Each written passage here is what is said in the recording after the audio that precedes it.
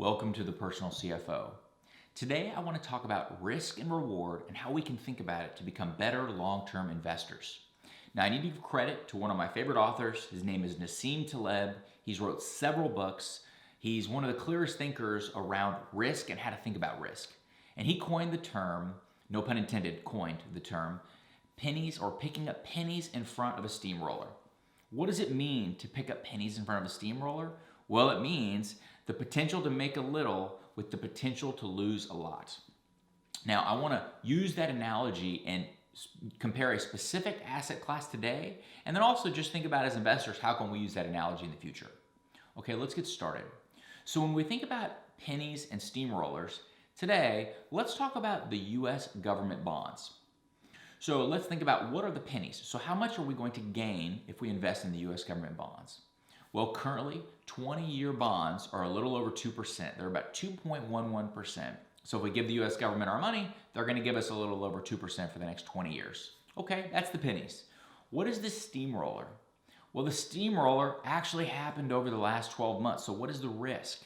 Well, the risk is if interest rates go up, our current bonds become worth less, as we recall from our seesaw. Interest rates go up, bond prices go down.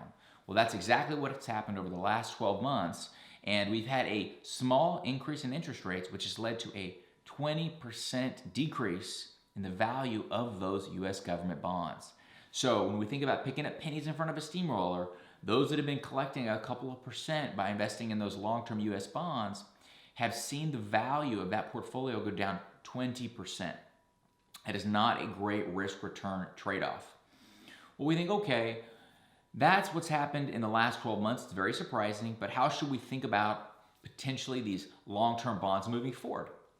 Well, here's a history of bonds over the last, or bond rates over the last 50 years. And as you can see, we are really low relative to where we've been over the last 50 years. And you might be looking at this chart and thinking, Kyle, you mentioned bond prices have gone down 20 years, or 20% because of an increase in prices or an increase in rates. Where was this increase in rates? Well, see that little red arrow, that tiny increase? That tiny increase is what led to a 20% drop in the value of those bonds. So looking forward, when you think about the pennies that you might be collecting and the steamroller or the risk, is it possible that interest rates could keep going up? Right? Is it possible that steamroller could keep coming and it may not be worth the pennies that you're collecting or the couple of percent that you might be collecting given what's happened over the last 12 months?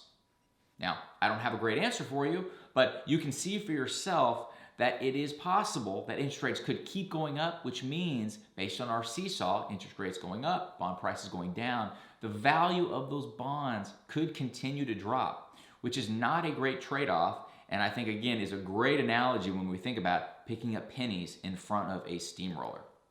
This is also an analogy that you can apply to any of your investments.